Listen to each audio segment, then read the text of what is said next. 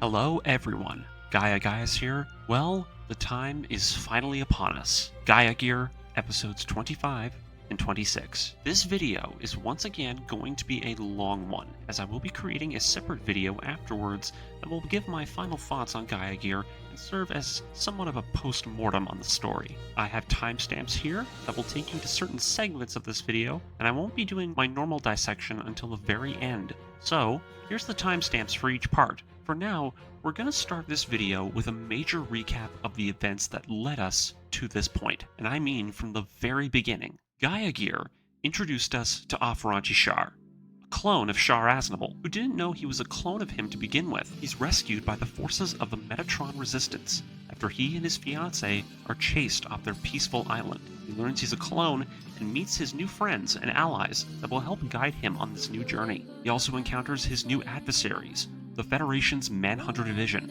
led by a charismatic captain by the name of Dargle and his sadistic subordinate, Yurian. Afarachi pilots the Metatron's mighty Gaia Gear Alpha to protect everyone, and they escape to Hong Kong, where Afarachi meets the woman who cloned him, who tells him that he is a clone created to correct the past mistakes and flaws of Char Aznable in hopes of leading humanity to a brighter future. He's a kind-hearted and compassionate young man, and he finds these revelations to be quite overwhelming. Everly and Krishna, Everly being his fiancée and Krishna being one of the girls as part of the Metatron crew, are captured, and Afarachi rescues them with the Gaia Gear. He leaves for space and is forced to say farewell to his fiancée, as he fears for her safety, and has her remain on Earth as he doesn't want her to get involved in this dangerous new pursuit. He goes to space, where he meets the Metatron forces, and asks his new friends to help him understand the quarrels of the colonists that they intend to have him lead, so that he can better understand the conflict that he's now facing. They travel to the colony of Hellas, where he learns of their desperate struggles and encounters more people who will help him on his journey. He's unfortunately captured, however,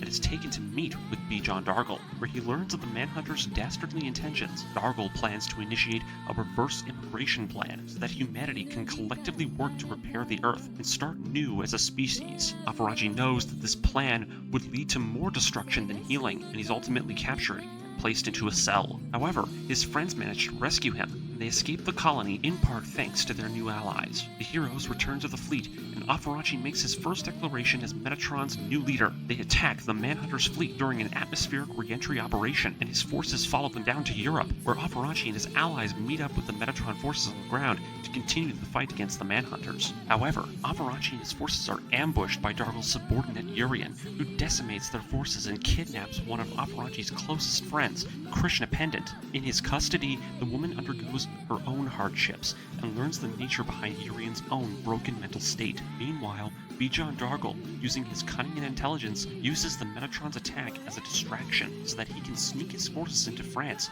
where he launches a massive coup against the Federation government, kills those loyal to the old world order, and kidnaps the rest, where Dargle hopes to control them into making him and the Manhunters as the new rulers of the entire world. Afarachi and his friends engage Yurian and manage to wipe out his forces, leading to him fleeing with Krishna. A young man named Joe Sleng tries to rescue her on his own, out of his own deep-rooted affections for Krishna, but is captured and humiliated by Yurian. He returns to Metatron heartbroken, but finds clarity from his friends and in his own heart, and sacrifices himself to destroy Yurian's allies in order to save Afarachi and the others, just so Krishna could have a safe place to return to someday. With Yurian taking Krishna to Bavaria, where Dargle hopes to turn the place into his personal seat of power, Afarachi and his friends arrive to the capital. The city is suddenly bombarded by the Metatron's base forces, who have now betrayed Afarachi, as their former leaders have become disenchanted by Afarachi's kind-hearted, passionate nature, using their space fleet in an orbital strike that hopes to take out Afarachi, his friends, and the Manhunters, all in one fell swoop. With no other options, and with the Manhunters still standing, Afarachi and his friends now race towards the capital city, where Afarachi hopes to end this war and bring an end to Dargle's plans of tyranny. Phew! We all caught up? Good, because here we go. We're doing this. I hope you enjoy the show, and I hope you've enjoyed this series on Gaia Gear. Episode 25, Everly's Voice. All images and characters are owned by the respective companies and creators. Afarachi stands in the elevator, helmet gripped in his hands. He asks Miranda to please leave the ship with Jack before they enter the battle. Can't have her fighting in the struggle too. Miranda asks why does he care, and Afarachi says that they're not combatants. They shouldn't be staying here. It's dangerous. But Miranda says no. They're staying. They too are going to see this to the end. When her dream is fulfilled, and Afaraji's memories of Char ensure a paradise for humanity amongst the stars, until then, she will continue to watch over him. This is her life's purpose, just as being the heir to Char is for Afaraji. Afaraji enters the hangar, where all their man-machines are finally being prepped for this final battle. As Afaraji slowly marches his way to his man-machine, Madra's voice can be heard over the ship's intercom. The Air Force will soon be entering the Manhunter's combat airspace. Unfortunately, there will be no reinforcements or support from the Mother Metatron from this point on, but he tells them to fear not. They have Afaraji Char, the young comet, who fights with them all. Now I say to you, let us all fight with the blazing light of red comets in our eyes. Today, they are all red comets. Over with Rey, she asks about the fact they aren't getting help. She asks if the Mother Metatron really abandoned them. Messer says, most likely. Rey asks why. Aren't the other Metatron members not believers? Why not join them and try to make this world better? But Messer says they have their own agendas. They think too much and act too cautiously. Rey thinks he's a fool. Maybe she just doesn't get it. It's terrible that this has happened. To think that they've abandoned them. Messer smirks though. It says once they defeat the Manhunters, he knows they'll all go up into space again, take out the Mother Metatron, maybe sink that ship for turning their backs on them. Rey laughs at the idea, and the intercom switches over to Michael.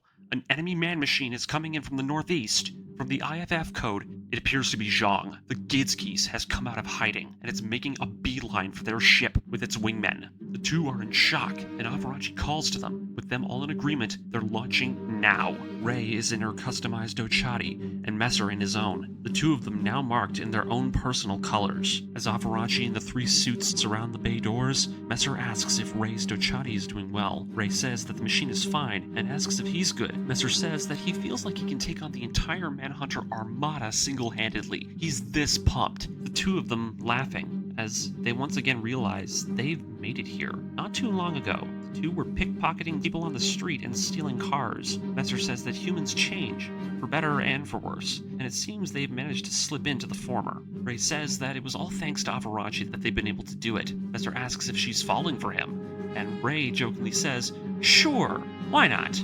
With Messer saying, "Hey, that isn't funny, but why? Why is she fighting for him?" But then Rey says that no, she is fighting for Afaraji, but fighting for truth and justice isn't really her thing. She's not as idealistic as him. Messer now gets it, and he too is going to fight hard, for Kellen and Joe's sakes. As the doors open, Afaraji receives word from Madra. The Gaia Gear is the only unit they have that can physically stand up to the Gidskis. They're counting on him to lead the assault. Afaraji confirms that he will, and that he will see the captain and the others in the Bavarian capital. As the doors lower, they see the bright blue sky of Bavaria as it shines on the three man-machines standing at the ready. There's only the three of them now. 3 man-machines against an entire army. Afaraji's Gaia Gear and 2 simple Dochatis. This is it, the final battle. Their last battle as members of Metatron, with Afaraji saying that he is honored to have fought alongside them. Rey gets worried, but Messer says to just let them know he's okay, at least once he's taken out Dargle. With Messer taking the lead, the 3 man-machines blast off from the carrier for the last time, the Gaia Gear Alpha leading the 2 other machines into the belly of the beast. Back on the bridge, Madra confirms that the team has launched. They're going to face the Gidskis. Madra orders the ship to maximum combat speed. They're heading straight for the capital. Minovsky particles, maximum density. Anti-air missiles prepare to fire. The captain then wishes them luck. Please, come back alive. The battle begins. Jang sees the 3 man-machines launch from the carrier. He orders his 2 remaining wingmen to follow him, the 3 following in their standard triangular formation. The 2 powerful Gidskis light armors guarding Jang's unit. The 3 units launch up into the air from the forest, with beam rifles raised. Afaraji orders Messer and Rey to stick close. They're going to punch a hole in their formation with his funnels, and to make sure they attack the light armor Gidskis units to their flanks. As the 2 squadrons approach, Afaraji can feel it. Zhang Wenfu, let's go! Funnels, attack! The funnels launch. They punch through one of the Gidskis, their beam emitters piercing the machine's solid armor with a hail of plasma. Rey cheers. They manage to hit one of them. As the formation scatters, Messer and Rey double-team the flaming Gidskis, blasting one of Zhang's wingmen out of the sky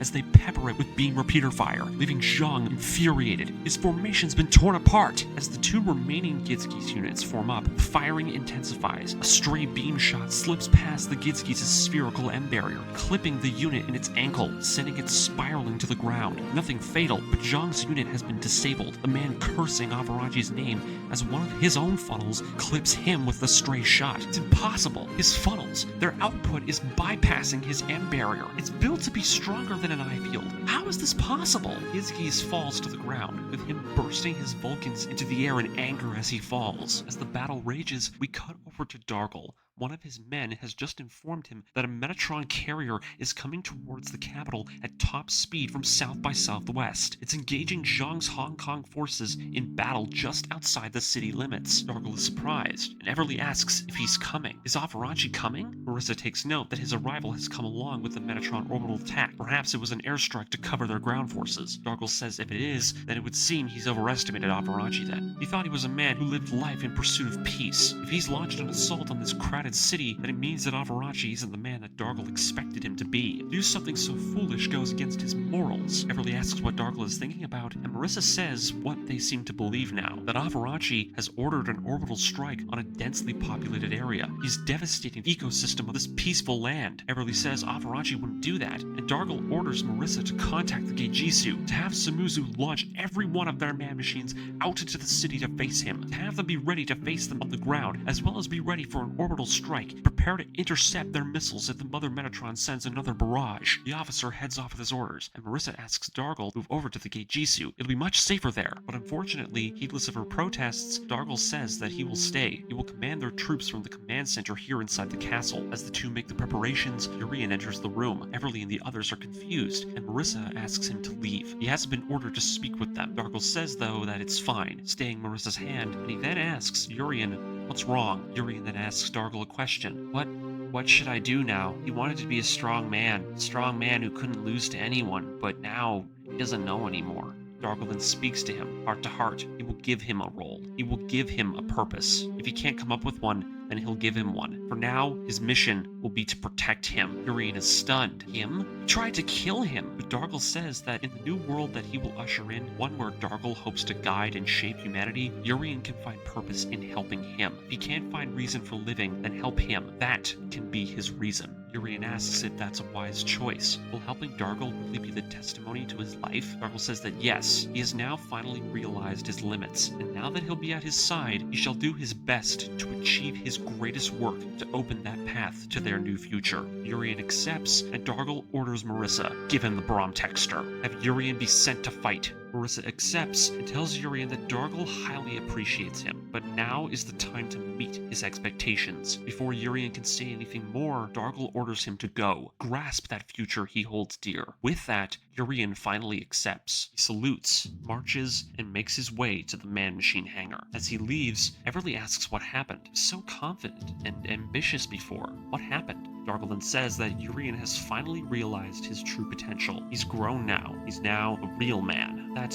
when one lets go of their weakness, they have the potential to realize their true strength. It means that his encounter with Avarachi was not in vain. It finally showed him what he was supposed to be humble. He then wishes for Yurian's safe return. Come back safe. He needs him. Over with Jang, another light armor Gizgiz has been hit. They can't penetrate Avarachi's funnels. Zhang's wingman, named Li, says it's impossible. The funnels keep acting as a wall around the three man machines, blasting everything that tries to go near them. But just as he relays those concerns, Li gets shot from the side. His suit is obliterated as it smashes against Zhang's M barrier. Zhang curses at the Gaia Gear. The situation calls for it. He's going to make those funnels useless. Zhang's unit blasts towards them. Messer calls out to Ray, but he's coming in too fast. He blasts towards her, her beam repeater rounds bouncing off the suit's M barrier like paintballs, the energy rebounding off the field like it were splashed with water. Avarachi tells her to get away, but he's too close. He grabs her Dochati from behind, wrapping its arms around its neck. Ray demands he let her go, but the man laughs, and the two now see his cheap ploy. He's trying to use the Dochati as a shield. The man smirks. Compared to the Gizgiz, the Dochati is like a child. Seems I put one into a full Nelson. She can't move,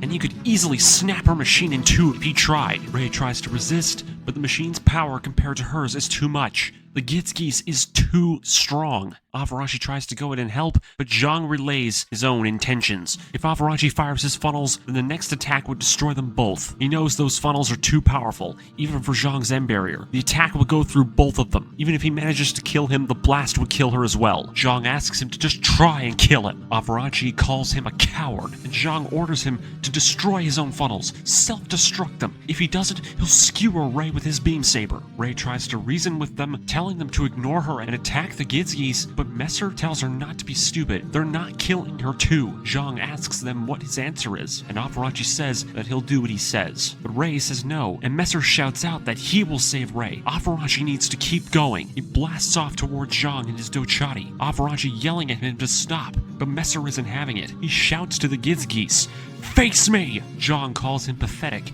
and tells him he will not fight him. The Gitsgeese blasts Messer's machine with its Vulcans, the rounds pelting his machine with a storm of shredding shrapnel. As the Dochati falls, Rei loses it. She breaks free, attempting to slash him with her beam saber. Zhang curses her. She scratched one of his sensors. He'll kill her! She bolts away into the air, Zhang trying to shoot her down with his scattering cannon. But Messer calls out to her, his man-machine rushing the Gitsgeese and shielding her from the blast, with his unit being torn in half from the beam energy from the Gitsgeese's chest-mounted scattering beam cannon. Rei screams to him as the Dochati tumbles to the ground in a fiery wreck. Avarashi calls to the both of them, with Zhang reappearing from the ground, asking him where he's looking. The Gitsgeese grabbing hold of the Gaia Gear with both hands, a beam saber aligned at the edge of the cockpit hatch, and the other hand grabbing him by the back of his head. Zhang laughs. If Avarashi tries to use his funnels again, they'll both be killed. Avarashi curses his name, and Zhang reveals his darkest thoughts. He hates him, all of them. He can't forgive the idea of someone who's beneath the elite, believing they can gain independence and sovereignty from Earth's rule. Because of the very reason that Avarashi sides with those kinds of people, Zhang will be the one to kill him. But Avarashi calls him a hypocrite, that if he thinks that, then why doesn't he stand against Dargle? Zhang has independence already. Why doesn't he fight against the people who desire what he already has? Zhang says that Dargle plans to rule the colonies solely from Earth, so regardless, he shall cooperate. It's pointless to resist. No one can escape from the gravity of Earth. No one. Never. Dargle knows this, and Zhang believes it too. Humanity will never change. There's no point in resisting it. Avarashi says that that's not true. Human beings have the potential to learn and grow in the vastness of space, indefinitely, if they try. Zhang chuckles. He laughs at the fact that Avarashi is so naive in believing that the very belief in those words led so many people to leave the planet behind. But not really. They had to believe it because they were forced to. Men, women, children. At the dawn of the universal century, mankind has been forcing itself into shuttles like livestock to push out into a dark world that they couldn't survive in. Zhang grew up watching that happen. The resentful words and thoughts that everyone has had as he heard them in his ears and saw them with his eyes. He then says to him the truth, the dark truth, the one that lurks in the deepest soul of mankind. Avarashi, humankind wishes to return to the earth. If you can't fight it, accept it. Avarashi, however, calls him a fool and asks him what on earth will happen to the planet if he chose to do that. The population will devastate this world, a world that is naturally healing without them. This makes Zhang grin, however. Interesting, isn't it? Avarashi asks what he means, and Zhang says that if the polluted burn the clothes they wear, then shouldn't they be clean? Avarashi then curses at him, saying not to make jokes like that, and Zhang says what he really desires. He hopes that with Dargle's plan, he hopes this rotten world will finally burn. As he laughs maniacally, Avarashi thinks he's heard enough. The Gaia Gear breaks free, its head firing its Vulcans at point blank, shredding the Gitsgeese's fingers, breaking its grip on him. As the Gitsgeese attempts to retaliate, trying to release its own funnels, Avarashi sees his chance. He reels back and commands his own funnels, now charged with the full power of his Psycommu, firing their beams in unison in a converging and overpowering beam attack. The two sides of beams colliding along the surface of the Gitsgeese's M barrier, the combining energy blast from both units' funnels shattering the energy field like glass. Avarashi's supercharged funnels overpowering the field and punching a hole in the Gitsgeese like a massive spear, punching a gaping hole through the unit's chest section and destroying the cockpit. It's quiet. Jang says one final word, the echoes of his soul as it leaves his body. Afarachi, no matter how much you struggle, this world is over. If he believes that new types can be reborn, then just try to make it so. The Gizgis then finally explodes, Jang falling in a burning inferno as the Gizgis collapses down, crashes into the city beneath him. The blast devastates a massive chunk of the city in a huge explosion from its reactor. The blast tearing out the windows of every structure within blocks of its range. Afarachi gasps for air. Jang, you that desperate to end this world? Why? You couldn't have been a new type. That's impossible. How? Afarachi then realizes it. No, Afarachi is different. He will not abandon hope. He turns around. He asks Ray what happened to Messer. His unit crashed down below into the street. He asks where Ray is. Is she okay? Is Messer? He can hear her over the comms. Don't come here. Please don't come here. She doesn't want him to see what kind of state Messer is in. She wants to be with him. For now, she'll be over to help him soon. She can't let him see what happened. Afarachi tries to help her, but she yells at him. Just go. There's so much more they still have to do. Words sparking the things he said to her all the way back on the Mother Metatron. The very conversation he had with her when they went to Earth. Afarachi says okay, and he thanks her. He's glad to have known her, proud of her. He asks her to survive. If anything, for Messer's sake, please, live. I need a moment, guys. This scene was brutal. And of all the people, the one you don't expect to go down in such a way is Messer.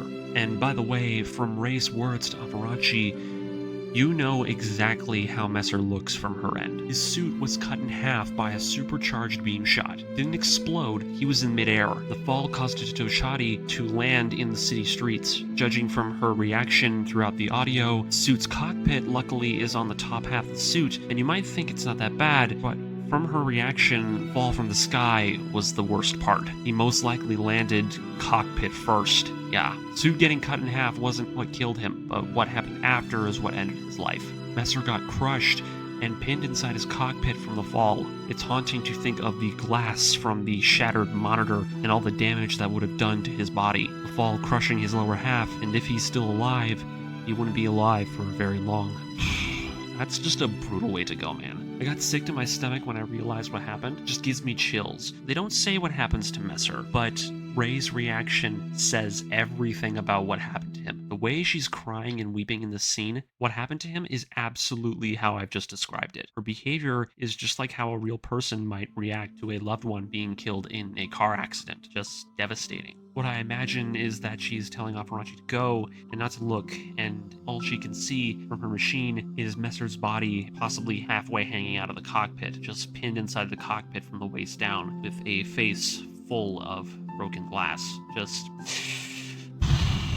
gruesome. Anyways, things are getting grim. We have to keep it going though. Episode 25 is almost done. Yurian returns to Krishna. She asks what he's doing, and Yurian says that he's going out in the Brahm Texter. He's going to defend the castle. Krishna asks why, but Yurian cuts her off, gives her a spare Manhunter uniform. If she wears this, she won't be noticed. Krishna asks him why he's letting her escape, and Yurian says that he wants one thing. He wants her to survive. Eventually, there will be another missile strike, and this castle isn't safe. Before Krishna can say a word, Yurian says he's sorry. Sorry he put her through so much pain. Now realizes he is a man who is not truly qualified of loving her. Krishna then says that she herself is sorry she said so many mean things to him. Yurian says it's okay, and that everyone hides their true hearts from the world. No one ever says the truth. Krishna said to him felt like what it must have felt like for his mother to have scolded him. Parents were desperate and just wanted to live their lives, but couldn't afford to scold their own children. He was happy about the things she said. No one ever called him out like that. Krishna is speechless, and Yurian is reminded of the things she said to him once. True strength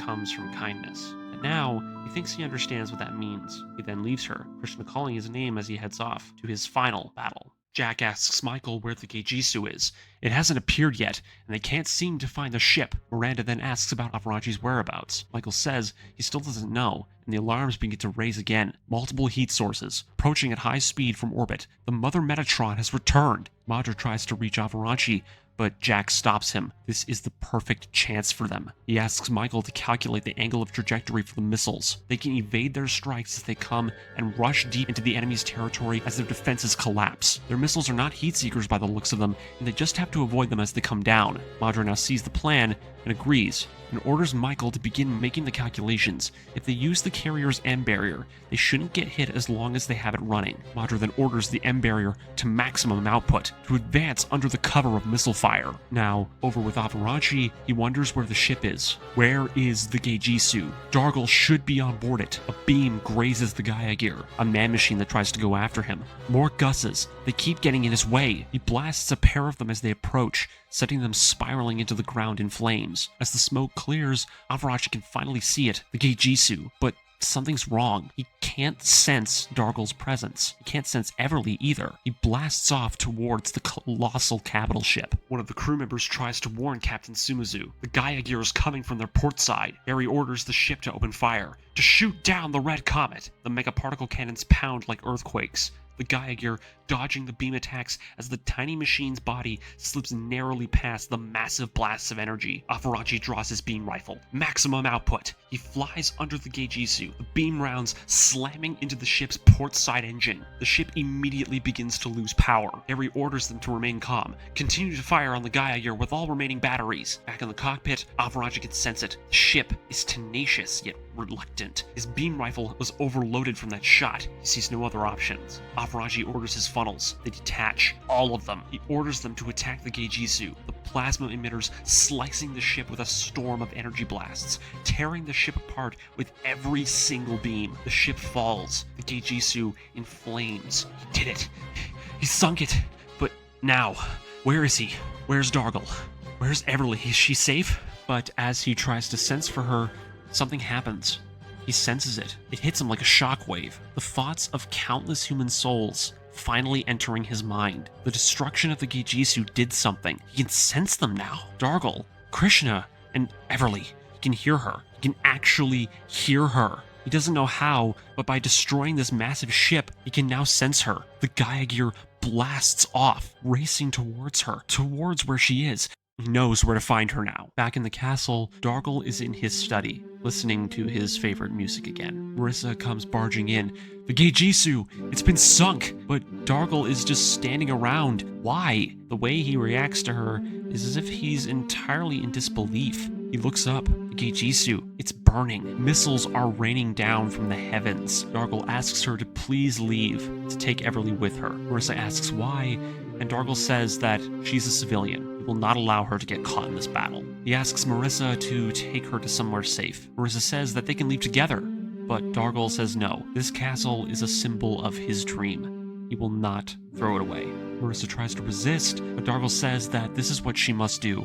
She must go, never come back. And this brings an end to episode 25. I'm going to skip my breakdown, and we're going to go right into episode 26. Alright, here we go. Madra tells Jack to stop acting crazy. Jack says that they would have called him a fighter until he was dead. As the sensors blare, Ray's Dochati appears on the sensors. She's alive. Madra thanks her, and Ray tells them to be strong. He can't die until they defeat Dargle. Then says she'll cover the ship, and Madra relays it to the rest of them. Ray will hold off the Gusses trying to punch their way through to the ship. He orders Michael at the helm to follow the Dochati, and the carrier soon blast off into the chaos of the city under missile fire. Over with Avarachi, he can sense Everly. But where is she? Where is she? He's searching the wreckage of the Geijisu. Gaia Gear hovering through its burning and confined gantries. The man-machine hangars and loading docks of this colossal ship are burning around him. He still can't find her. As Avarachi flies through the massive hull of this colossal ship,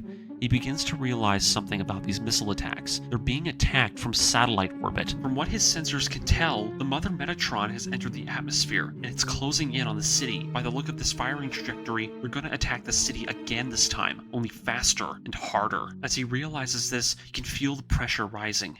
Yurian. A powerful beam blast bolts past him like a thunderbolt, nearly pelting and tearing a shred of steel into the hangar wall. He can see it at the end of a massive man-machine access hallway. It's the Bromtexter. Yurian's voice comes over the comms. Avarachi Char, let's finish this! As the suit races towards him, Yurian tries to swing at him with his beam saber, but the blade ripples against the Gaia Gear's low-power eye field, repelling it with a powerful ricochet. Yurian mockingly asks if it's true. Is it true that this same shield is used to form these very blades? He wonders if Afaraji's shield can truly hold up against the power of his own sword. Afaraji curses at him, and Yurian says Krishna has been freed, leaving Afaraji stunned. But Yurian says that it doesn't matter. What matters is that he is his enemy, an enemy of the Manhunters, and he is going to defeat him on Dargle's behalf. As the Gaia Gear reels back, Afaraji can sense the power resonating from Yurian, but it's strange. It isn't resonating from the Saikamu. Could it be?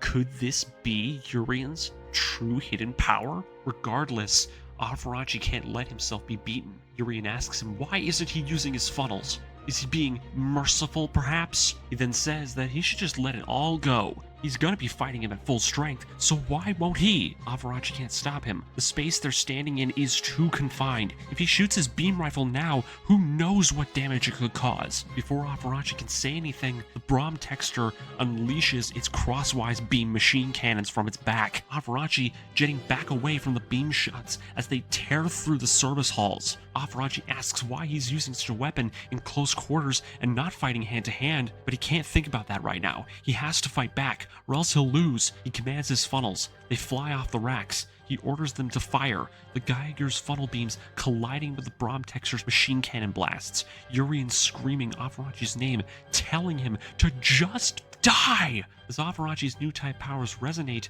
the power of the funnels increases one more time, their energy streams tearing past the Brahm Texture's own barrier. As the beams continue to fire, Yurian's machine guns do the one thing Afaraji was trying to avoid: an explosion. A stray shot. One of his beam machine cannon rounds hit a fuel line. It blows apart. Shrapnel rips into the Brahm Texture. Yurian's unit being blasted out of the service halls and sent flying into the air outside of the ship, leaving Afaraji to retreat and fly away in the opposite direction as the flames begin to engulf the entire ship from within. As Afaraji can see that he's fled, you can tell from the way that Yurian is fighting, he's acting way more reckless than usual. It's almost as if he's in a hurry to get shot. That blast was way too close. He checks the machine for damage.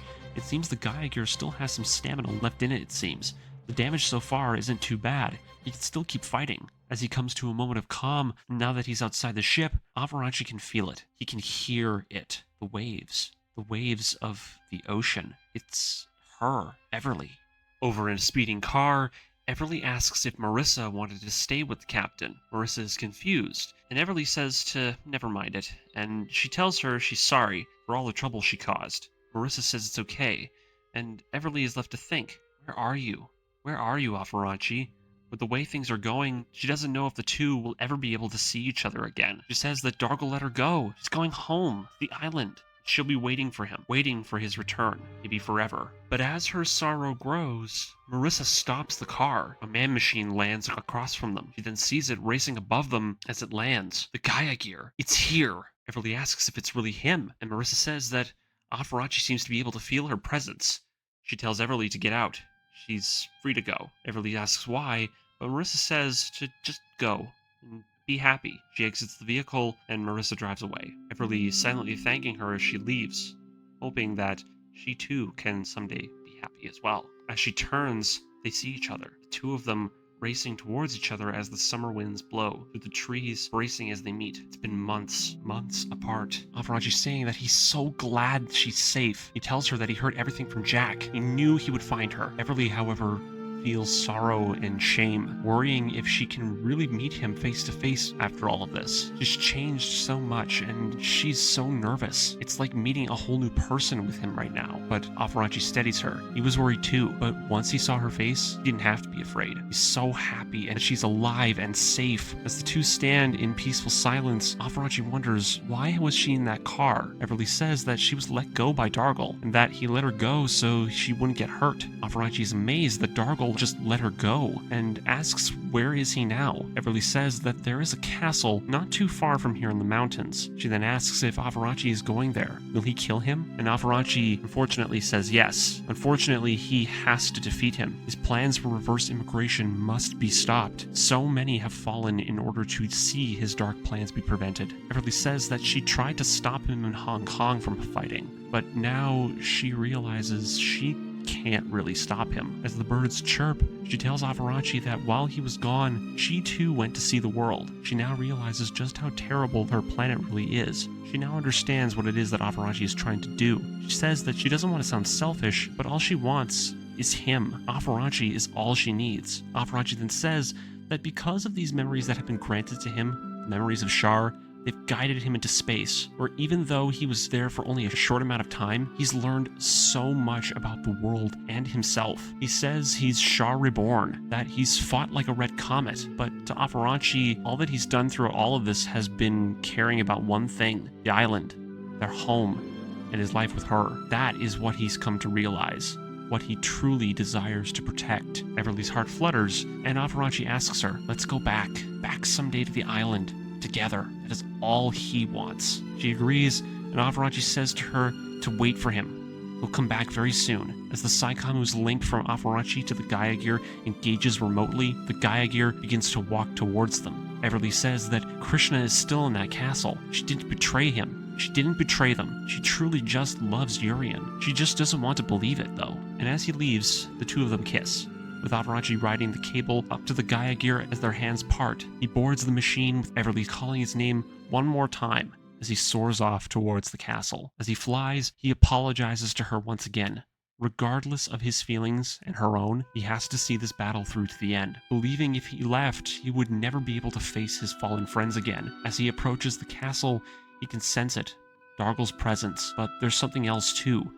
It's Yurian, his Brahm texture. It crashed into the castle courtyard, but he can't sense Yurian. Gaia Gear lands, and Avarachi hops out. Yurian, he's gone. Did he run away? But as he rounds the corner into the entrance of the castle, he sees Krishna running into a room. Yurian, he's bleeding. She's trying to bandage him. He has a piece of shrapnel in his stomach. The blast from the hallway. He understands. Yurian asks her why she didn't leave him. Krishna says to keep quiet while she treats him. And Yurian says that he came back for her. He knew she wouldn't leave him. He's hoped she'd be here. Turns out she was here in the castle. Krishna tells him not to speak. And Yurian asks if she waited for him. And Krishna says yes. Yes, she did. As Avarachi enters the room, he asks Krishna if she's okay. The girl says yes, and Yurian says, hey, Avarachi. Avarachi then asks if his injuries are serious, and Yurian says that he was a little too excited to face the Gaia Gear with his Brahm texture, that he got a little too overly excited. It seems that blast from earlier that he caused with his weapons tore a huge piece of shrapnel past his M barrier, straight through his cockpit. He's bleeding heavily from the stomach. Avarachi asks why on earth he challenged him, and Yurian says that it's just his nature. He had a renewed confidence, and it got the best of him. Now he's bleeding out, coughing up blood as he leans against the wall. Yurian then asks Avarachi to take Krishna away from here. She can't die in a place like this. But Krishna says no. She's staying with him. Without her, he's alone. She doesn't want him to be alone. His wounds are fatal. She can't find it in her heart to leave him alone to pass. Avarachi says that if she stays, she'll be caught in the coming bombardment. Krishna says it's okay. This is what she wants, and Avarachi accepts her request. Krishna then tells him that Everly is somewhere nearby, but Avarachi says he already knows. She's safe from harm for now. Krishna is happy. Did they reunite? It must have been such a beautiful moment, unlike the tragedy of this one. Avarachi asks if she'll be okay, and Krishna says yes. He then asks where Dargle is, with Krishna saying that he's not far away. He's just down the main corridor in the ballroom. Avarachi says he's sorry for everything, and finally says goodbye to Krishna, leaving the two as he goes to face Dargle. As Yurian coughs up more blood, he begins to pass. He asks Krishna a question. If he's ever reborn, will he be able to meet her again in another life? With Krishna crying, yes, they can. Yurian thanks her and passes in her arms. The girl left to weep for him. And oh my god. Oh man, guys, I can't believe he's dead. Yurian has passed. Now, I'm going to talk about him at the end and with my post-mortem video, because the journey we've had with this character has been a roller coaster of emotions, and honestly, I really liked it. He had this arc to him that I've never seen in a Gundam character, and it actually makes me really sad to see him go. And I'm also very especially sad for Krishna. It's actually really sad and heartbreaking for her to hold this dying man in her arms as she realizes she's been in love with him the whole time. Anyways, I needed a little bit of a breather. Let's move on. This is it, our final confrontation. Aaran fights his way through the castle, killing the remainder of Dargle's fanatics as he makes his way to him. He's close. Bijan Dargle is just around the other corner. He opens the door and is greeted to a single armchair in the room. The captain's phonograph playing his opera music as he watches his earned kingdom burn from the windows. He greets him as he enters, welcoming him to the castle. Aaran says that he's glad he let Everly go, and thanks Dargle for letting her leave. Dargle says that it was a matter of gratitude. She has nothing to do with this fight, and letting her go was the right thing to do. He then says that the missile attack from orbit came to as a surprise to him, and asks if this was his doing. Aaran says no, it was the Mother Metatron, but he did not give them the order to fire on the city. He reveals to Dargle that their ground forces were betrayed by the Metatron leadership in space, left to fend for themselves as the Manhunters attacked them constantly. Dargle is confused though. They betrayed him? And Aaran says that the Metatron leadership seems to have abandoned the ideals of Char Aznable. They've collaborated with the Federation loyalists to carry out this attack. Dargle is amazed by this revelation. It seemed the Federation has opened its gates to Metatron just so that they could stand a chance at beating him. However, to the Federation, it seems the existence of Aaran Char, a symbol of the independence movement, has now become unrecognizable to them, and it seems their agendas have darkened. It would seem they've joined forces with the Federation just so that their leadership could retain their influence, ostracizing Aaran for the sake of their precious power, something that old men like Parrish will always do in the end. Aaran then asks him, why did he betray the Federation? The government had already approved his plans for reverse immigration. He didn't have to rush in and usurp control to make that goal possible. Dargle then says that is exactly the case. He is too impatient, his words leaving Aaran stunned. Him? Impatient? Dargle then says that the reverse immigration plan is far-reaching. Dargle wouldn't have seen results if it were done peacefully. Aaran asks why, and Dargle says that it doesn't matter. His ideals will be passed on to his successors, but he knows that through time, those ideals will be twisted by those who pass them on. It would seem that that very thing has happened to Aaran as well. His forces have abandoned him. They've discarded Char's mission and left him to fend for himself as they assume their newfound power. But Dargle doesn't want that. What he wants is to not have his ideals be trampled by the next generation, the people who will come to inherit his ideals. So he thought the best way was to launch a coup and take power for himself all at once. Then maybe he could reshape things for the world so that it could be better because of it. Aaran then says what he's come to realize about Dargle. He doesn't believe in anyone other than himself. Dargle laughs, asking what on earth the people who created him were thinking when they made him. They probably also didn't expect their ideals to be carried on and shifted as they were. Maybe that's why they tried to make a memory clone, in hopes of keeping those memories alive, the ideals of Char Aznable alive forever. He asks if he's wrong about this, and Aaran says that he completely misunderstands it. He might have inherited the memories of Char Aznable, but throughout his whole life, he has thought and acted solely as that of Aaran. What he has done may overlap with the ideals of Char, but he is not a copy. From these words, Dargle is intrigued. From his betrayal by his allies, he now sees the flaws of Metatron. What they wanted was a hero from 100 years ago, a sane person, brought back to life so that he could be their savior. But Aaran was just that. Aaran, just a man.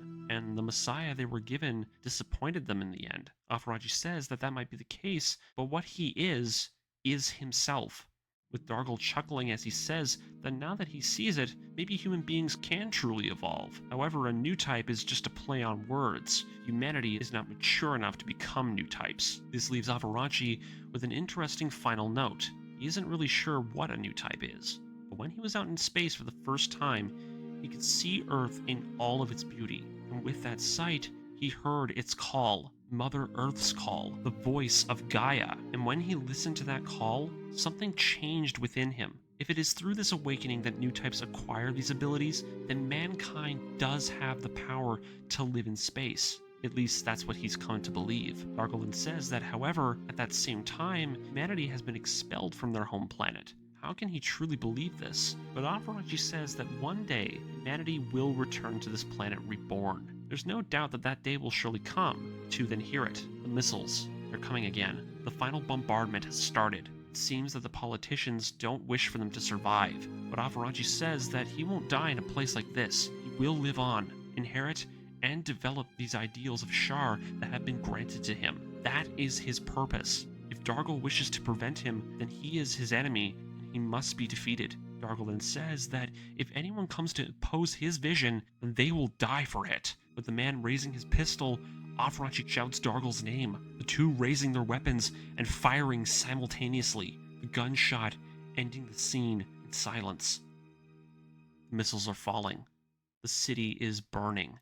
Man-machines lay burned in the city's remains, if there's anything left to be called remains at all. So many are dead. As the missiles continue to pour down like raindrops, Rey can see them on the radar. There's more of them coming. So much they can't avoid them. As she calls out to the Air Force, something happens. A sound, one that only she can hear. Afarachi? His voice, it's an echo, a slight echo in the back of her head. She can hear him utter the following words. If we go out to space, we can hone our latent abilities, develop a new future for us as a species. For what is a new type without misunderstanding? A person can change who they are by holding hands together with others. Rey can hear it. His voice, it's like an echo across the world. People can understand each other with this gift. We possess that ability. These words filling her soul. Rey understands it. It's right. As the missiles descend, see it. Manhunter's fleet. It's burning. All of the remaining ships are falling from the sky. So much smoke and fire, no one can see anything. Madra and the others try to figure out what's going on. They're attacking the entire city. The Mother Metatron is destroying the entire valley. Another missile strike will leave this entire place as a burning field of rubble. Seems the Mother Metatron is leaving no survivors. Michael says that they can't avoid it, but Madra says that that's stupid. Of course they can avoid it. They just need an angle. They have to. If the Air Force sinks, Afarachi will have no place to come back to. If he's even alive out there. He orders the M barrier to increase power, but Michael says that the unit is already overloaded. They can't push it any further, and the shield, it's now failing. The first missiles begin to hit the city. Madra tells them not to give up, but as he says that, he can sense it. Afarachi? Afarachi, his voice, he's communicating with them, to all of them. They can all hear him inside their heads. It feels almost ethereal. Miranda can hear him. He's telling them to change course. Madra says that it's already too dangerous, but Rey says that she can hear his voice too. She tells them to turn the ship to 40 degrees to the right. Madra is confused, but Miranda says that Afarachi is trying to guide them. He's trying to get them to safety. Madra asks where the heck he is, but Jack says to just follow his instructions. It's the only way out. Madra finally agrees and orders Rey to follow Afarachi's voice. The ship turns to the right and increases to maximum speed.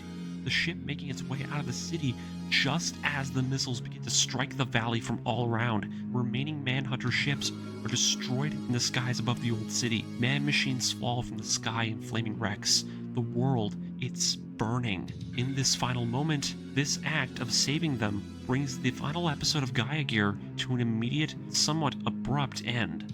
Now, before I talk about the ending to this episode, I'm going to skip ahead and go straight into the epilogue, as there is actually a short epilogue given to us in the radio drama. It lasts about 2 minutes. Now, the epilogue begins bizarrely with a major time skip. It's been a long while since the battle in Bavaria. It seems that Everly has made it back home to the island. Gabasu, Afarachi's adopted father, asks what she's doing, and Everly says that she's just looking out over the ocean. Everly then says that Afarachi should be back at some point. Gaba hopes so, that this island is still his home, but he knows that this is the only place that Afarachi ever seems to return to now. It's strange, and he finds it a little sad. Everly calls out to the sea, though. She calls out to Afarachi, wherever he is.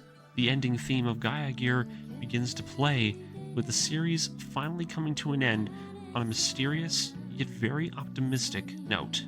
Now, for the sake of those who are very confused about this ending, and why the hell it ends so abruptly, well, that part is actually pretty easy, and it's gonna annoy the heck out of you.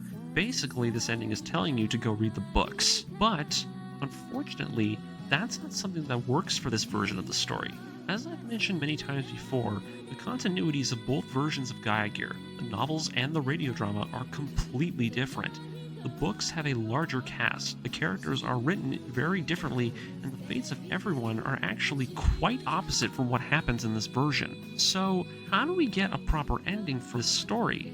Well, unfortunately, you may not like this, but we're going to have to go with some headcanon, at least if we're going to want something substantial to conclude this version of the story. In order to make this ending, we have a few theories that can work with it, along with some canon information and details within the UC timeline that can create some sort of connection between this story and the rest of Gundam. However, I cannot just give you one ending, as once again, my headcanon is once again only my headcanon. Your headcanon can be whatever it wants to be, so rather than giving you just one ending that I've come up with, I'm going to give you two. That's right, there could be two endings to this story with the theories that the radio drama delivers unto us, both of which work well to varying degrees, as they do wrap up the story in somewhat of a satisfying way, depending on how you interpret them. Firstly, the bad ending, the novel ending, also known as the Tomino ending. Now, if you're a person who really wants this story to end in a similar way to the books, first of all, I'm going to tell you this.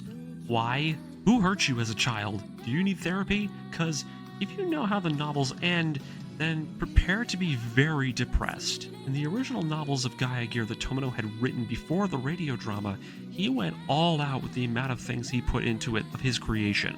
Like, I mean, Eon levels of Tomino. Firstly, in the books, Everly herself actually has a bit of a crisis of faith with Avarachi, as in the books, Dargle is a lot creepier in that version. He does a lot of yeesh stuff to her, and in the novels, all of Avarachi's friends die. Krishna is saved by Joe in the final battle, but Joe is immediately killed by Yurian. Messer is killed, Rei dies in the castle after getting shot, bleeding out as she watches Avarachi and Everly reunite, cause Tomino made every woman character in Gaia Gear into a part of Avarachi's weird anime harem. All of them, aside from Everly, pretty much die. This leaves Avarachi a broken shell in this version, and he leaves Metatron to live out the rest of his days back on his island with Everly, giving up the fight and having lost all hope. Jeez, that's terrible, but also it's a very Tomino way to end the story. Now, if you want this version of Avarachi, the one who gives up hope and is miserable for the rest of his days, all that really needs to happen in this version of the story is that when Avarachi guides everyone out of the missile strike, he senses that Krishna is dead in the castle, the rubble collapsing and possibly killing her as she decides to die with Yurian. Everly makes it home to the island, but Avarachi is broken and distant. The reason he doesn't visit Earth anymore is because of the painful memories that this has left him with. This ending is also my least favorite, as it ruins a lot of what everything was building up towards and doesn't provide a good conclusion to this version of the story. If Krishna dies, then everything our heroes have done is for nothing. Joe's sacrifice is unfulfilled, Kellen and Messer's deaths are pointless, and overall, isn't really an ending I hope you guys take into consideration, as it really doesn't work for this. It's very abrupt, and it's a very painful way to end the story. Once again, the continuities of these two stories are entirely different. We can take pieces from the books to fill in the gaps, but we won't create a complete picture when it comes to this bad ending. Then you might ask, what about the good ending? Well, let's talk about that scenario. This ending to Gaia Gear, for me, makes the most logical sense, as it combines several elements from the outside lore of Gundam to create a more nuanced conclusion for the greater story at large. And for this ending, as well as some things I'd like to add to it later on, I've actually gone ahead and written out the scenes that play out in my interpretation. So I hope you enjoy what I've got prepared for you right here. The good ending. My proposal for Gaia Gear's final scenes. The smoke and ash flow throughout the halls of New Schwanstein Castle, but Krishna doesn't move. She weeps, holding Yurian in her arms as flames erupt from the corridors nearby. She still doesn't move though, but as the flames rage, she hears it like everyone else has. A voice. Avarachi? She can hear his voice in the back of her mind. He's asking her to go, begging her, pleading with her, please get to safety. He begs her, but she can't bring herself to do it. Yurian, she can't leave him here. After everything that's happened, she can't abandon him. She can't leave his body here to burn in this crumbling ruin. Everly was right. She did love him, but now he's gone. She's abandoned her friends. She thinks everyone is gone. The bombardment is so intense outside. The Gaia Gear and the Brahm texture have been damaged beyond repair in their battle. If any of their friends are still out there, she doubts they will ever trust her again, let alone wish for her to be alive. She feels as if she's betrayed all of them. But as she weeps amid the chaos, her emotions steady. She can feel it, like a hand on her shoulder. Joe, almost as if his voice were calling out to her. She can feel it, wants her to escape. He too is begging her to please go, but still she weeps. He's gone too. The one person who he didn't realize cared for her so much is gone as well. But as she cries, she feels it too. Another hand reaching out to her soul. Yurian. Feel their presences, the thoughts and feelings their souls are expressing. She now sees it. She says she's sorry. She's sorry to both of them. She now understands what they truly desire for her. She has a place to go back to. She does have a home to return to, people who still care about her. And that feeling drives her forward, looks out into the hall. As the flames roar throughout the castle, climbs to her feet and runs out into the courtyard, out into the light, out towards the Gaia Gear. "Where am I?" says Afarachi. He can't see where he is. It's as if a fog has filled his vision, but it's not from the flames. In fact, he can't see the fires. It's strange. It's like he's in a dream somehow. He climbs to his feet, but feels a pain in his shoulder. Dargle, the bullet. It pierced his shoulder. It hurts, and he's bleeding from the wound. He looks over and sees Dargle, dead on the ground. The shot that Afarachi fired landing straight in his heart. But as he looks down at himself and takes a step, he can feel it. Water? Afarachi looks up. He's home? The island. How is he here? He looks up to the stars and sees it. The cosmos and its infinite splendor, its beauty and its ethereal grace. As Afarachi looks back down, he can see the gap plant, the one that lays on his island shores, still sitting there, rusting away. As he nears it, he sees something that makes him stop in his tracks. Someone is standing there, but it's someone Afarachi has never met. "Hello, Afarachi." Afarachi is frozen. It's an aged man. It's strange. His hair is silvery, but still shows signs of gold like his own. But as the figure turns to him, Afarachi can see it, the scar between his crystal blue eyes. "This is never what I had hoped for someone like you to take up the mantle, another comet, formed from my fallen flesh. Then again, time seems to be cruel to men like us, the world even crueler. Are you..." "No. Char is a construct, an identity created by a man for the satisfaction of his own vengeances. Something he had hoped that no one would inherit. Is a name that isn't befitting of a pure soul like yours. But your mantle, your cause, the world, it idolizes your ideals, your purpose. It reveres you, you're their savior. No, the world remembers me for all the wrong things. They praise the symbol, but do not know the foundation it was built upon. In life, Char Aznable was a terrible person. He lied, betrayed, murdered, and manipulated, not for the space noids, but for his own selfish reasons. Then what does that make me? It is simple, and it is in your very being. You are free. But what about you? What about everything you represent, everything the people fight for? Metatron, Xeon, all of it. Is Dargle right? Are new types not the future? That is up for you to decide. What? It might be true. New types may not come to fruition. Maybe they aren't our destiny. But what is important is that we have the choice. Choice to be free, to love, to be compassionate, to trust, to care, to live, and to be free. Afarachi can see them. The crowd surrounding him on the shores of this island within the cosmos. He sees Kellen, Joe, Messer, all his friends, and many more faces he's never seen, and ones that he's seen in the memories, the ones in the flashes he gets. He turns to the man standing on the old wrecked mobile suit, and the man utters these final words to him, words that sound through his very soul. And if we have the power to do this, then maybe, new types, we can someday all be.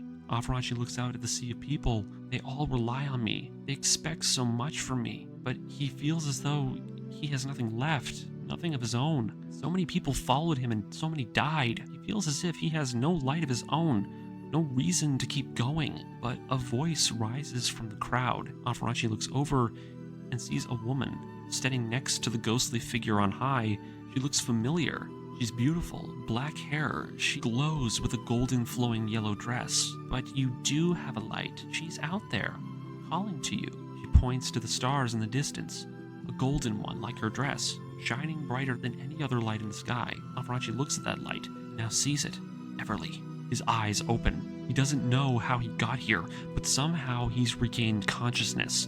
The blood is still oozing from his arm, and his body aches as the smoke from the burning castle rises. He heaves himself forward and climbs his way out down toward the staircase. He stumbles, but as he falls, he can hear the spirits' voices still, hears their echoes.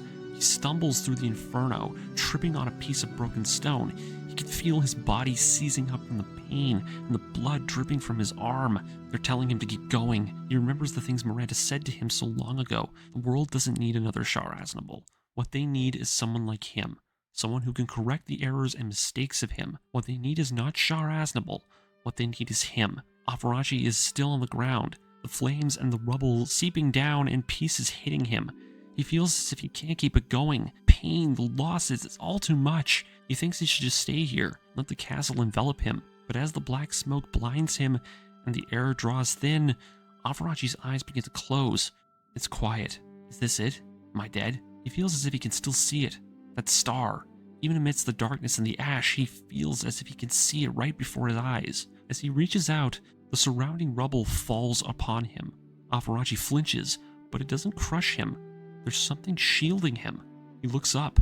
It's the Gaia Gear, with Krishna, with a tearful smile on her face inside the cockpit, reaching out for his hand. And that is my vision of how Gaia Gear should conclude. As for the epilogue, I think a fun little Where Are They Now segment should fit in right about here. One that ties up some of those loosely hanging plot threads and then goes on to tie itself back into the larger Gundam lore. Epilogue. Where are they now? After the destruction of Bavaria and the Federation-Metatron Alliance's victory over the Manhunters, Jack Bloom would release a public statement from the war-torn region of Bavaria, exposing the corruption within Metatron and the brazen actions of Admiral Parrish that led to the nation's devastation and the ravaging of the European continent from their attack. He also reveals to the world of Parrish's betrayal of Avarachi Char, the young man who had been forced into becoming the sacrificial lamb for Parrish's vainglorious goals for control of their cause. Over the course of the next day, the forces of the Metatron space fleet would reveal that Parrish had acted of his own accord. He had ordered his crew to engage the fleet, saying to them that their orders were to avenge Avarachi Char, only for them to learn after the missile strike that Parrish had been withholding information from the crew of the Mother Metatron of Avarachi's whereabouts, saying that he and their ground forces had been wiped out by a Manhunter strike team ambush after their Earth landing operation, only for Glenn Coldill to uncover the secretly withkept communication records of Avarachi's forces' requests for help, and Parrish's own actions taken to make sure that Avarachi didn't receive that aid. Glenn Coldill would arrest Parrish on charges of conspiracy, and Metatron would formally disband after hearing of Jack Bloom's exposition of Parrish and the violation of Metatron's principles, beliefs, and ethics in order to stop the Manhunters. After Jack Bloom's declaration, the minimal Federation forces loyalists that remained, who'd thought they gained an alliance with Metatron and a new military force to maintain its already failing control after the Manhunters' betrayal and kidnapping of its cabinet leadership, began to fall apart as they learned of Parrish's actions. The public outcry after all the countless civilian deaths and the death of the Federation's own parliament officials that were killed in the orbital bombardment under the Federation's request turned the entire alliance sour, and this left the forces that remained on the side of the Federation as minimal. The alliance with Metatron crumbled, and the Federation, without a large enough military force to defend themselves after the Manhunters' betrayal, eventually led to their own demise. 15 years later, in UC-217, the Earth Federation would finally collapse. After repeated attempts to suppress the masses would result in failure. Conflict with the Earth and its colonies would end with the colonies closest to Earth brokering peace with the planet Earth, and the independence of the Spacenoids would finally be achieved. The Federation, after this final collapse, would finally dissipate in the year UC-218, with a new cluster of colonies that would begin construction in hopes of improving the quality of life for the humans living in space. That cluster would be called Sidate, also known as Gaia. 2 years later, new powers would rise, the Congress of Settlement Nations and the Settlement Freedom League. The man-machines of the old era would be abandoned, deemed by the Federation in its closing days as being the technology that spurred their demise. The term mobile suits will replace them and regain their status as the proper name of this technology.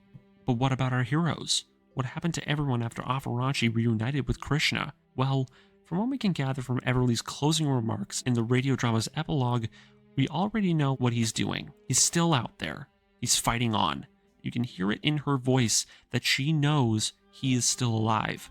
What makes the most sense, especially if we want a happy ending like this, Aaran will return to Everly and his friends, who all managed to escape the missile strike thanks to his new type powers. But now, after realizing what the symbol of Char has become, he now sees that the right thing to do is to use that name as his symbol. Admiral Parrish wanted to sacrifice him, huh? Then he'll give him a sacrifice. He fakes his death, requests that Jack Bloom expose Parrish for his actions and tell the world that the heir to Char did the right thing for his friends and sacrificed himself to save them. Aaran would continue the fight, but only in secret, and in his own way. He would lay the foundations for Side 8's construction, a new home for mankind, where people are born and raised.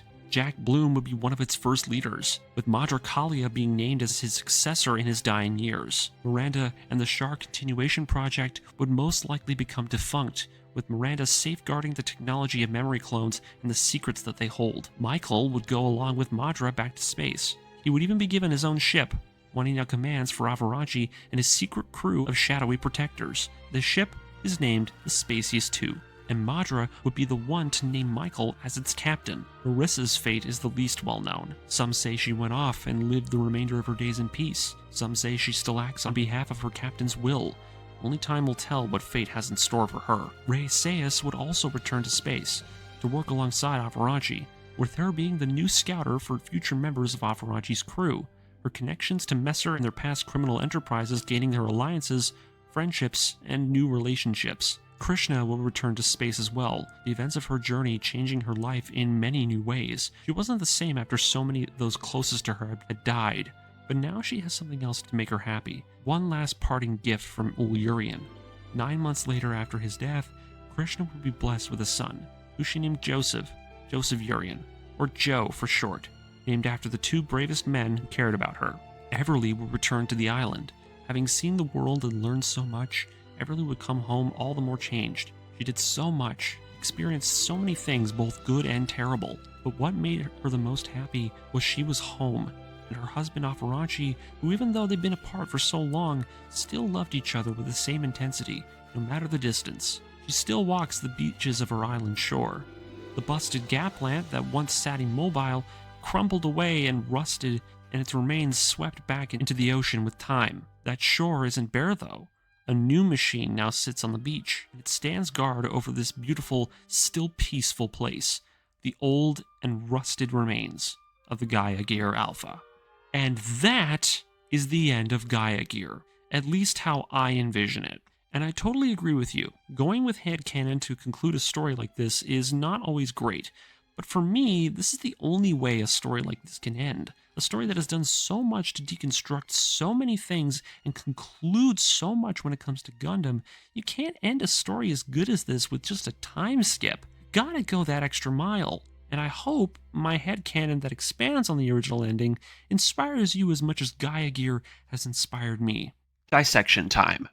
What Aaran did here at the end, at least from the perspective of the radio drama, and excluding the things that I had written, was the exact thing that Amuro was doing at the very end of the original Gundam story. Using his new type powers, Aaran guided his surviving friends to safety as the Manhunter stronghold fell apart, just as Amuro did during the ending to Gundam with the Battle of Abawaku. It's a perfect act to end this story on, where it all began, and I really think by taking it a step further is the only way this story should have gone. Now, why do I say this when we've got the novels to give us a conclusion? Well, the problem isn't because I don't like the book's endings. They still work, but there are a lot of extra elements and pieces moving in that version's finale. The books have more characters. Aaran is characterized very differently than in this version. Dargle is way creepier, and Krishna is straight up mind-controlled throughout the whole second half of the novels. Ray dies along with Messer, and her and Afarachi even have a brief romance of their own, even though in this version there isn't really anything like that between them. Afarachi in the books loses way more and wins nothing in the end. In the novels, he's left broken and a shell of who he was. Tomino's books beat this guy up and lead him to give up on everything. It's a very Tomino thing to do, and one that really doesn't work for everything that has been established in this audio drama version. Afarachi throughout this story has had the courage and the kindness and the compassion to do so much as a hero. I don't think he deserves that kind of fate in this version. Ruining all of that in the end to just have him die or spend his whole life in seclusion after the loss of all of his friends just sucks. And I get it, Gundam is depressing. Gundam is meant to have dark and bitter endings. But you're wrong. The original Gundam show didn't have a dark ending. It ended with all of our heroes safe and sound, and this version of the story needs to reflect that, especially if it's as big of a conclusion as this. As for some of my reasonings behind my personal headcanon, especially when it comes to the Federation's downfall, this really just made the most sense. I doubt the entirety of Metatron went along with Parrish's plan. Heck, we learn from the conversations we have when it comes to Parrish that not everyone really likes him. Not just Jack, but lots of people. So a declaration from Jack Bloom would absolutely help bring an end to his shady goals of being in charge. Would his speech bring down the whole Federation? Probably not, but it would spark a rift within the two camps of Metatron and bring their alliance with the Federation to an abrupt end. Because Parrish ordered the destruction of an entire region of Europe and led his own men into a kill box. I doubt those who sided with Afarachi on board the Mother Metatron would be very happy about that. As for the conclusions for each of the individual characters, these ones just make the most sense if you place Gaia Gear within the larger UC timeline. If Afarachi survives, he's probably going to keep on fighting to protect the Earth. It's his home. He's not going to abandon it either. Jack Bloom should absolutely make a political comeback. He deserves it, and with him becoming an important leader in his aging years, it makes all the more sense for him. Madra too. The man is a great leader and a true voice of wisdom, and with him helping a man like Jack to get back into the world of leading the masses to freedom, it's all the more fitting. With Miranda, I see her possibly helping Madra and Jack as well. She's really good at it. Unfortunately, we don't really know the full extent of the Char continuation project. In the books, there are more characters involved, but with Miranda, it makes sense that at least in this version, she's either safeguarding the technology and knowledge of memory clones, or is helping Madra and Jack to set up a new organization. Maybe a bit of both. Rey's ending is very fitting for her character arc. Her story is one of a girl who grows from being a bitter and resentful denier to a faithful and trusting believer, and her continuing to fight alongside Afarachi makes the most sense for her. It's sad that she doesn't have Messer to help her, but it also works as it fits in with the final moments of the radio drama, and continue to fight in honor of Messer, Kellen, Joe, and everyone else who fell. When it comes to Krishna, though, this is where we can get a little more creative, as her fate would no doubt change the course of the entire ending. If she lives, we get that happy ending, but if she dies, we get an ending that's more like the one in the novels, as she would be the defining factor as to if Afarachi would continue fighting or not. But if she dies in that castle, by doing so, the story doesn't follow through on the sacrifices of all of our heroes who passed. Joe and Yurian's deaths go unfulfilled, as well as their own wishes. And the story's ending I personally would find too bitter to end it like that. As for that little bit with Afarachi and Char Aznable, this is the part where I can fully say I went into full fanboy mode. Because the one thing this story truly lacked was a moment where Afarachi actually confronts his progenitor. The part in the hero's journey where he learns the truth about what it means to truly be Char Aznable. Because he's heard who he was, and of the good and evil things he's did. He had the memory flashes, but in the radio drama, he doesn't get that important moment where he actually confronts the part of Char that involves the human truth about him. The truth about Casval, the human being. Not the guy from the history books, not the man in the mask, not the guy from the implanted memories, but the man himself. That is a part that needs to happen in a story like this. I know that part sounds like fan fiction, and it absolutely is, but a hero's journey should always have that moment where the hero confronts that deepest part of himself, the deepest part that addresses his inner soul. Anyways, that's it for that part. let's talk about some fun parts that had me geek out. The scene just before the battle, of which I covered in part 17, where Aaran says that they need to attack Dargle while the missiles reload, is the best moment in the radio drama, because he and all of them realize that the missile strike would not bring this fight to an end. If they chose not to attack, the Manhunter fleet would still be standing. Dargle would still be alive. Aaran saw the writing on the wall and moved swiftly to end the conflict before it had a chance to boil over, because it would have if Dargle and his fleet had been still standing. They would have shot down all the missiles if Aaran and his forces didn't intervene. They sacrificed themselves to ensure that a greater evil could be vanquished. This was something that Amuro tried to do in the original series, but his rivalry with Char overtook him and the two fought while Cassilia tried to escape. Char took that opportunity away from him and chose to do it himself out of his lust for vengeance, ensuring Char's downward spiral into his dark deeds later on. But Aaran, on the other hand, faced that greater adversary. Yurian was already dying, and he was left to go greet the mind behind this war. Was Dargle wrong for launching his coup? No, but he did admit that he was too impatient to see the world change and did it regardless. One thing that Dargle does is admit to his failings. He knows he did something wrong, something that his Zeta Gundam counterpart in Shirako never did. He saw what was about to happen and went down with the ship and his ideals. Now, one thing I want to mention is one single line that had me going, holy crap. That is a line that Aaran says to Dargle before they shoot each other. It's something super meta for Gaia Gear, a line that harkens back all the way back chronologically to Gundam The Origin. Now, this line may not seem like much, and it's from The Origin, which compared to this is not part of the same continuity, but I find it still relevant to this regardless. Aaran says the following thing: when I went out to space and looked down on Mother Earth, I listened and I answered its call.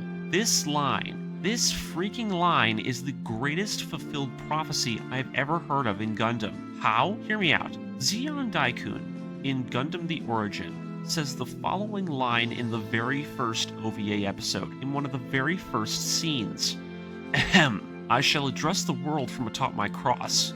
I will warn those sinners who incur the wrath of Gaia will soon be engulfed in hellfire and be annihilated. Now, this is obviously a line directed at Australia and Daikun's desire to liberate the space noids, but let's get a bit more meta. If you look at these two lines, they almost conclude one another. Now, was Zeon Daikun a new type himself? We may not ever know, but what he says is almost a full-blown prophecy right here when connected to Gaia Gear, as we know that new types, even ones that have their powers unlocked by another, can have prophetic visions.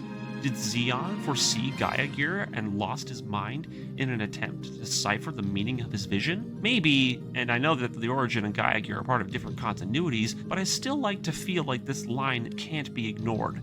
For the sake of this theory, let's look at this. Daikun foresaw the Federation's corruption as leading to the wrath of Gaia being invoked by their ignorance, and he was right about that. But their actions were never done as a means to deliberately harm the planet. They were just corrupt and stupid and ignorant. The Earth's pollution was a byproduct. Not entirely something a vengeful god would strike them down for, it's just human nature. But the Manhunters, these guys, deliberately tried to cause harm to Mother Earth. Dargle's plans would have led to this. There's no way his plan would have worked, especially with how severe the Earth's state is in Gaia Gear. We see that the planet is literally dying now, something that Gundam stories shy away from. And what did Destiny say to people who plan to purposely destroy Mother Earth? Exactly. Destiny called to Aaran, the one person who could truly answer Gaia's call. Zeon foresaw hellfire being used on those who incurred Gaia's wrath, and the Manhunter armies and fleet burned with fire from the heavens. All throughout this, the call was answered, and in return, Aaran was made Earth's savior, not as its wrath, but as its silent voice. This ending is beautiful. I can't find any other conclusion that ends things this well. It sucks that we never got a proper ending told through this version, but this is the only way I can see a story this good ending this way. It is incredible storytelling for this tale to end on, and I mean just from the radio drama, including the story with everyone being saved by the same kind of act that saved the members of the White Base. This is it. This is the end of the Universal Century. The main story ends here. Yes, we have G-Savior, G-Reco, Turn A, and the alternate timelines, but this is the note the main story of Gaia Gear leaves us on, and it is a beautiful one that can't be found anywhere else in this timeline. A good ending for Gundam. Freedom and independence are achieved for the people later on. Our heroes escape, evil is vanquished, and the corrupt finally fall. And peace, true peace, has an opportunity to truly be gained. Not for everyone, but for those closest to us in the end. So yeah, that's it. That's Gaia Gear. We did it. We actually did it. Now, my post-mortem will go over the wider reaching stuff, but I like to say that I'm so glad that I've gone on this journey with you, and I'm glad you guys came along for the ride. This story is amazing. I've had the most wonderful experience going through it in detail and discussing it with you all, and I hope you've enjoyed this breakdown series. I have more things planned. I have some shorter videos in mind, both as follow-ups, and some new stuff that delves into other smaller obscure Gundam stories. Anyways, that's it for this video. Tune in for my next and bonus videos on Gaia Gear, where I do a run-through on some of the things that I've left out. Character design, story elements, tropes, real-life stuff, and just more closing thoughts on this tale, as well as one special man-machine profiles video. Despite me dissecting and doing breakdowns of all the series man-machines, there actually is one more man-machine that I left out. He's not a big important one, but one that I found interesting while doing my research. Remember to like, comment, and subscribe, and this is Gaia Gaius, signing off for one more time. Bye.